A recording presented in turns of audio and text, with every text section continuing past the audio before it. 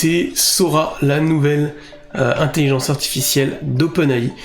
Alors qu'est-ce que c'est Sora si on reprend l'actualité? Sora, la promesse de Sora, c'est de vous permettre de créer des vidéos à partir de texte. Donc, comme vous avez l'habitude d'utiliser ChatGPT, Midjourney, toutes ces autres intelligences artificielles qui génèrent des images, bah là c'est exactement la même chose, mais pour de la vidéo, donc on est sur de l'IA générative, comme on a l'habitude d'en voir maintenant depuis quelques temps. Sauf que cette fois-ci, c'est plutôt impressionnant d'efficacité, en tout cas dans les démos, puisque pour l'instant, l'IA n'est pas encore disponible. On a simplement une landing page, une page qui explique le concept, des vidéos qui auraient été générées via cet outil. On a Sam Altman, le PDG d'OpenAI, qui se propose de vous générer des vidéos si vous lui envoyez des messages sur X, mais ce n'est pas encore accessible pour plusieurs raisons, et notamment une qui est qu'ils sont en train de créer des contrôles pour éviter que vous alliez créer du porno et autre chose problématique avec. Donc ce que je vous propose, c'est qu'on aille du coup aller jeter un œil aux vidéos qui ont été créées avec tout ça, que vous me fassiez un peu vos retours et que moi je vous fasse les miens sur la qualité des vidéos qui ont pu être générées, et puis après on va parler un peu de l'usage qu'on peut en avoir. Allez, on est parti. Voilà, Sora, Creating Video from Text, avec mon magnifique accent anglais. Vous voyez déjà que cette vidéo, alors je sais pas pourquoi ils ont pris celle-ci pour faire la démo, je sais pas la plus dingue je trouve, c'est vrai qu'il y a peut-être qu'il y a une complexité avec le nombre de points etc, mais voilà, déjà une vidéo en arrière-plan qui a priori été générée par IA. Donc simuler, nous avons appris à l'IA à simuler, alors j'essaie de traduire, je suis pas traducteur, je suis pas forcément le meilleur en anglais, mais voilà, nous avons appris à une IA à comprendre et simuler le monde physique dans des vidéos, des animations, et nous avons entraîné un modèle pour régler ces problèmes et simuler les interactions réelles. On présente Sora, notre texte ou vidéo modèle, qui peut générer des vidéos d'1 minute avec une qualité visuelle importante et qui correspond au prompt de l'utilisateur. À peu près, traduction aléatoire. On va aller jeter un œil aux vidéos, à la première vidéo. Donc, ce qui est intéressant, c'est qu'il nous donne ici le prompt qui a servi à générer cette vidéo. Hop, je remonte un peu pour que vous puissiez voir. Et c'est plutôt basique comme prompt. A stylish woman walk down a Tokyo street filled with warm, glowing neon and animated city scenage. She wears a black leather jacket, a long red dress, and black boots. Et donc on peut voir que ça correspond un petit peu, enfin ça correspond plutôt pas mal, et voilà. Ce qui est impressionnant je trouve, c'est les jeux de lumière et les reflets. C'est-à-dire que là on a des lumières, là on a les reflets, là des lumières orangées, c'est plutôt impressionnant sur les lumières je trouve. Ouais, c'est quand même pas mal, même au niveau des visages. Alors il y a peut-être eu plusieurs essais, mais même les mains, parce qu'il y a souvent des problèmes sur les mains, et là franchement, ça va quoi. Les objets gardent une cohérence, ça bouge pas dans tous les sens, c'est hyper réaliste. Là il n'y a pas de visage. Mais c'est un peu flippant. Mais franchement... les panneaux veulent rien dire, enfin je sais pas le texte, je sais pas au niveau du texte si c'est pas mal, là la marque c'est pareil, ça veut certainement rien dire, mais franchement en gros plan sur des visages comme ça, si on arrive à avoir cette qualité là, c'est quand même plutôt ouf.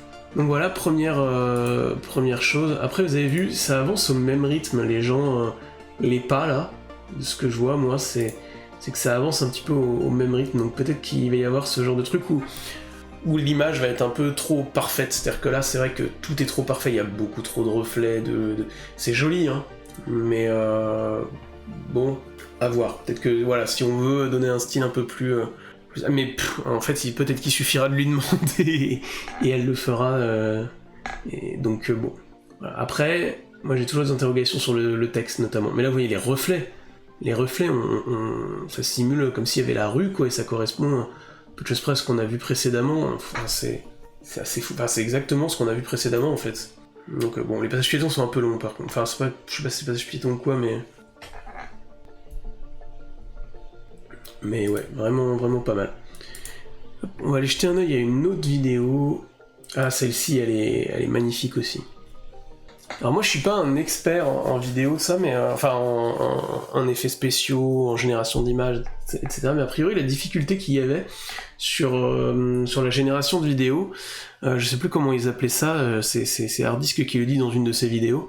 En fait, c'était d'avoir un suivi des mouvements. C'est-à-dire que là par exemple il y a de la neige qui s'envole derrière de la fumée là, et en fait, la difficulté, c'est qu'il aurait fallu, c'était que ça suive. Vous voyez là, quand il marche, vous avez tout de suite la neige qui se soulève, etc. Et en fait, a priori, c'était très dur d'avoir une cohérence entre les réactions, l'interaction entre les mouvements d'un personnage ou d'un truc et son environnement, et d'avoir quelque chose qui reste cohérent dans le temps. Et là, a priori, ils ont réussi à le faire, et c'est ça qui est fou. C'est ça qui est fou. Ouais, c'est beau. Le prompt de ça: Several giant woolly mammoths approach their treading through snowy meadow. Their long woolly fur lightly blows in the wind as they walk. No covered trees and dramatic snow. Ouais, bon, il est un peu long celui-ci, il est plus long, mais voilà, on décrit une scène et on a cette vidéo. Ils sont téléchargeables d'ailleurs les vidéos, c'est intéressant ça. C'est intéressant. Je suis impressionné sur les visages. Les visages humains, c'est fou. La qualité des textures. Ça m'intéresse, c'est ça. Alors on peut pas on peut pas ralentir la vitesse. Les écrans veulent pas dire grand chose. Mais c'est du décor. Hein. Franchement, voilà, je sais pas ce que c'est censé représenter. C'est du décor, mais et dans des films on a vu des choses qui voulaient rien dire, mais pareil là le texte. Mais franchement, c'est ouf. Ah, dites-moi ce que vous en pensez, hein, mais moi je trouve ça dingue. Ok. Je sais pas si c'est un lieu réel, ça, si c'est capable de générer des images de lieux réels, mais images en drone, quoi, prises par drone. C'est ouf. C'est ouf, je vous dis pourquoi c'est ouf et ce que ça va changer pour plein de choses. J'accélère un peu sur les images, mais... Ça c'est la... début de la fin pour les studios. Bon, non, après, je dis ça, mais j'en rajoute, il faut aussi remettre dans le contexte que vous allez toujours avoir besoin de quelqu'un pour modifier, ça va pas correspondre tout de suite à la vision du réalisateur ou autre, ou à ce qu'un humain va vouloir transmettre, et sur le truc, on est quand même sur de la création et de vouloir transmettre des émotions et autres. Donc, à mon avis, de toute façon, il y aura toujours besoin d'un humain derrière pour contrôler, retravailler, redemander des améliorations, des changements à l'IA. Ça va simplifier le travail, mais il y aura toujours besoin d'un humain derrière. Mais ça, là, entièrement généré par IA, quoi. Vous avez vu les lumières, là, tout est cohérent au niveau des lumières. Le décor bouge, je sais pas trop pourquoi, mais par contre, ouais... Imaginez les prochaines productions, là, avec ça, là, des animés, etc. C'est-à-dire que là, l'animation devient accessible, en fait. Vous avez plus besoin d'avoir un... Enfin, là, vous mettez... voilà, si vous savez pas dessiner, vous pouvez très bien concevoir un personnage, quelque chose avec de l'IA et créer quelque chose comme ça. C'est, pour le coup, les créatifs... il faudra simplement être créatif, avoir des idées, et ça va devenir accessible. En tout cas, le budget nécessaire pour produire ce genre de production va drastiquement baisser. C'est la folie. C'est de la folie. C'est quoi le prompt pour cette vidéo? Papercraft. Ok. Ouais. Comme quoi ça comprend vraiment bien les prompts, hein, les demandes. C'est ouf. Mais c'est... Le format, vous avez vu? J'avais pas fait gaffe, mais... A priori, c'est capable de générer des vidéos format portrait, quoi. Format 9/16e. couleur des yeux, etc. C'est ce qui est demandé dans le prompt. Par contre, plus rien n'est vrai. Faites attention à tout, en fait. On peut plus rien croire. Déjà, avec Midjourney et autres, c'était compliqué, mais là... Attends, non, mais regardez... J'en parlerai juste après, mais... Pour tout ce qui est stock footage, toutes les banques d'images, déjà avec la génération d'images, c'était compliqué. C'est-à-dire qu'il fallait bien penser, au lieu d'acheter des images, maintenant on peut les générer, donc voilà, fin de la prise d'abonnement, de l'achat d'images libres en accès libre sur ces plateformes-là. Et pareil pour la vidéo en fait maintenant. Et ça coûte cher une banque de vidéos pour illustrer. Vous imaginez, vous faites une vidéo, vous êtes youtubeur, vous faites un montage, vous avez besoin d'illustrer des choses.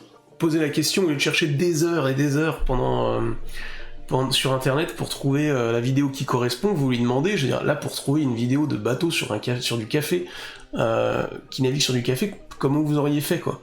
C'était introuvable.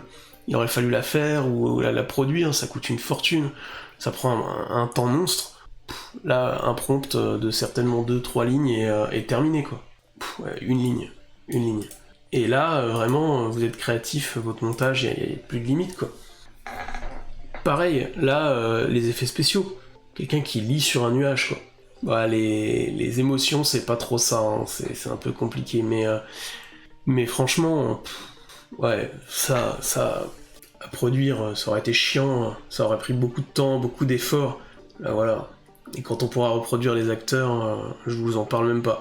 Mais ouais, sur certains plans, faites des films, ça peut être hyper impressionnant. Bon voilà, je vais pas regarder ce qu'il y avait après, mais... Ah, il y a d'autres choses. Il y a d'autres éléments, ouais voilà. Historical footage of California during the Gold Rush. Ouais, même pour la pédagogie, vous voulez montrer un peu différentes époques, etc., créer des choses pour apprendre, voilà. Alors c'est pas historiquement exact, c'est certain, mais... Enfin, j'imagine, je n'ai pas été vérifié, mais pour montrer un peu une ambiance, quelque chose, mais vous imaginez, c'est fou. C'est quoi ces démos-là? Ils mettent pas... Ça, mais du stop motion. Du stop motion. Et même les mouvements de caméra pour simuler la réalité, quoi. Pour simuler une vidéo, les reflets, le grain... Ah mais vous imaginez les productions de pub avec ça?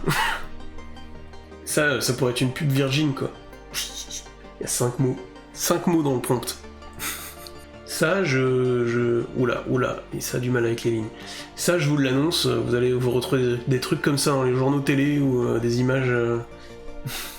Qu'est-ce que c'est que ça? Il y a une branche sur le... Il y a 2 branches sur le bâtiment, et là, vous avez de la flotte, ou une route qui est un peu bizarre, je sais pas trop ce que c'est. Mais ouais, ça reste quand même impressionnant. Et quand il y a beaucoup de personnes, ça commence à être... et beaucoup d'éléments, ça commence à être galère. Et les pieds, ça se déplace un peu bizarrement des fois. Mais... Ouais, là, ça génère une vidéo par écran quand même. Vous imaginez un peu la galère que c'est? C'est impressionnant. Les mains, pas ouf. Par contre, vous avez vu les émotions dans les yeux, sur le visage de la créature, là. Je sais pas trop ce que c'est. Oh, l'effet de vitesse. Une voiture qui roule. Les reflets. Mais regardez-moi ça. Alors a priori, ils auraient utilisé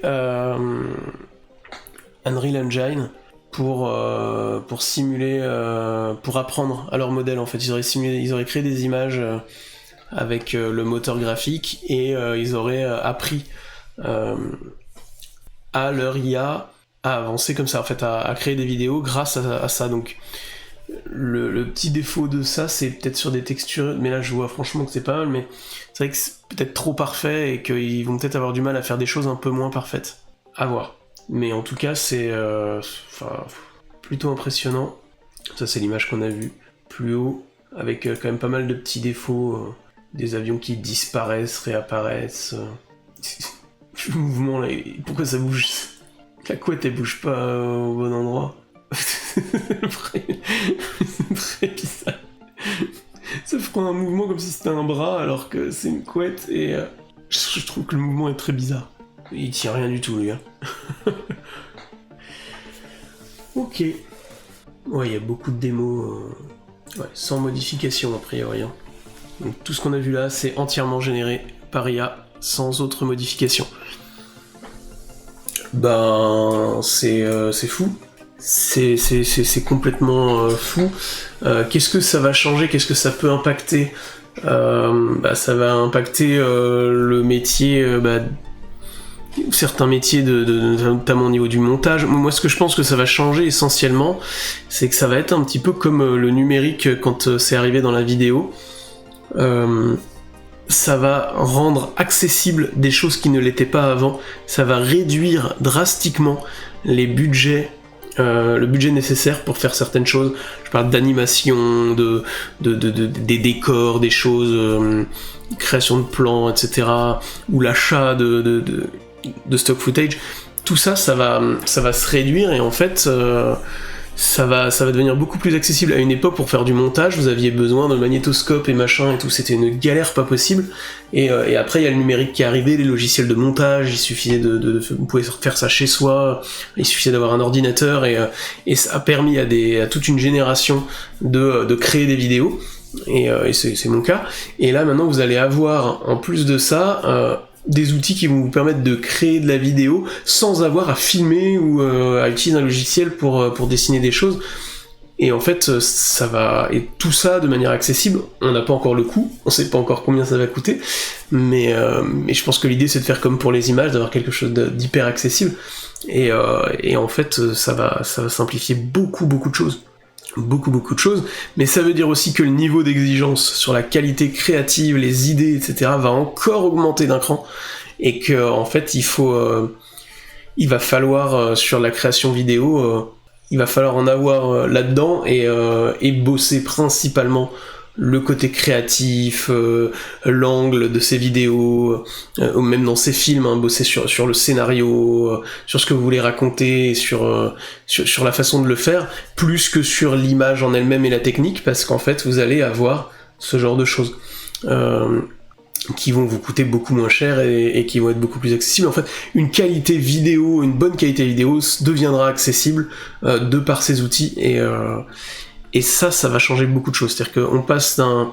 En fait, vous aviez Internet, avec YouTube, etc., qui à un moment donné a complètement chamboulé la manière de diffuser. C'est-à-dire qu'auparavant, pour diffuser une vidéo, vous distribuez vos cassettes, vous organisiez une séance de projection et on pouvait regarder des vidéos, ou vous aviez la télévision qui était inaccessible, et YouTube est arrivé, Internet est arrivé, avec notamment YouTube et d'autres plateformes, mais YouTube a réussi à sortir du lot, et on pouvait diffuser tout simplement de la vidéo en ligne sans problème.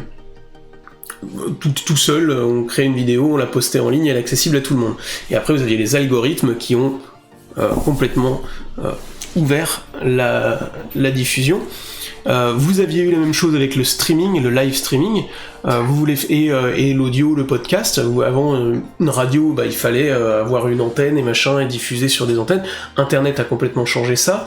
Le live streaming, c'est pareil, c'était pas forcément accessible au début, c'était compliqué techniquement de créer un live, il fallait de la bande passante et autres.